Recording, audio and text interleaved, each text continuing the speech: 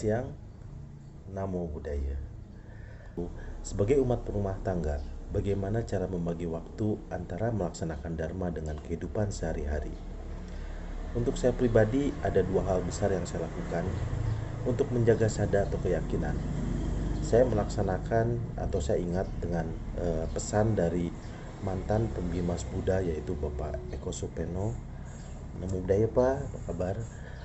Beliau selalu memberi pesan untuk melaksanakan panas dasi, yaitu pagi namaskara dan meditasi.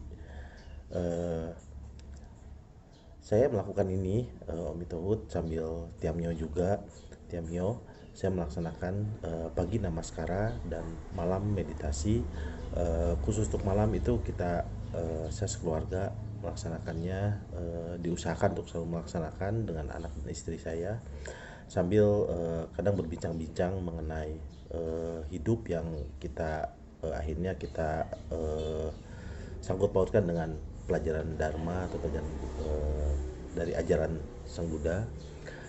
Terus untuk pelaksanaan kedua, untuk hal yang lainnya, yaitu pelaksanaan dharmanya sendiri, saya selalu mencoba untuk berlaku baik, untuk selalu berkonsentrasi, menjaga pikiran untuk segala hal yang kita lakukan. Ya, Om Itohut itu bisa melatih dan sekaligus pelaksanaan Dharma dalam kehidupan sehari-hari.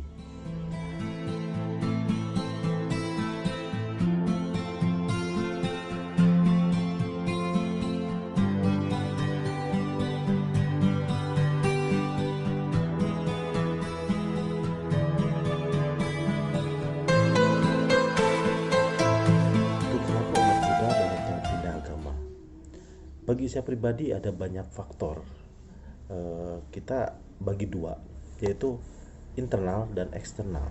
Untuk internalnya sendiri, yaitu ada orang-orang yang senang untuk belajar atau mengetahui tentang sejarah budaya yang akhirnya ke agama. Jadi ada orang yang senang akan agama tertentu itu karena sejarahnya. Yang kedua, itu ada orang yang kecewa terhadap kehidupan pribadinya, terhadap dia merasa sering berdoa, sering melakukan hal-hal yang diajarkan di agama Buddha, tapi kok kehidupannya masih seperti itu. Akhirnya mereka memutuskan untuk mencari agama lain yang bisa menjawab doa dan pengharapan mereka. Terus kedua, ada faktor eksternal. Faktor eksternal ini pertama keluarga. Artinya kita akui bahwa keluarga zaman saya pribadi, kita sebut saja keluarga zaman sebelum milenial lah gitu. Itu orang tua kita tuh jarang yang memang dasarnya jarang yang mengenal pelajaran Dharma yang secara sistematis ya gitu.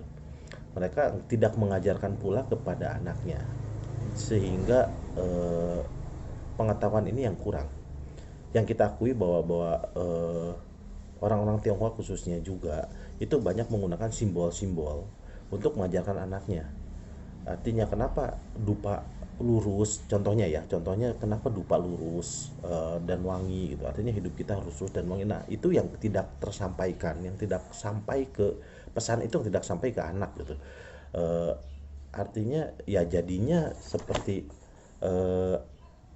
ajaran agama Buddha sendiri nggak mereka jadi mudah untuk di doktrin oleh pelajaran agama lain gitu.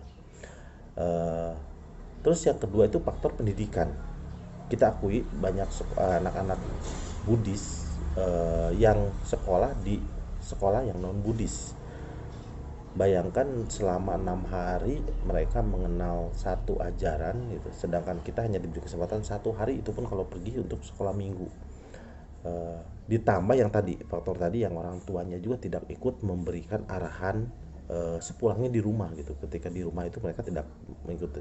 Tapi saya yakin generasi yang generasi X ya, generasi yang angkatan 80-an, angkatan 90-an, itu saya yakin anak-anaknya itu jauh akan eh, lebih kuat kebudisannya dibanding anak-anak zaman sebelumnya gitu.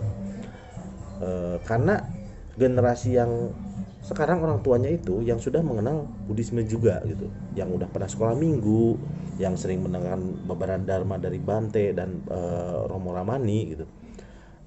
Mereka akan lebih mudah untuk meneruskan itu gitu kepada anak-anaknya ketika waktu makan atau ketika istirahat, ketika pelajaran agama mereka diskusi, mereka bisa menjawab itu gitu. Terus ketiga itu pernikahan.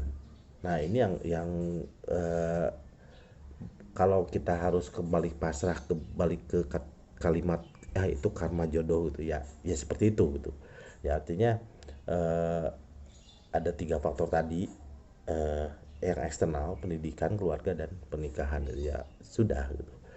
Mohon maaf apabila ada kata yang salah. Terima kasih. Namo Buddhaya.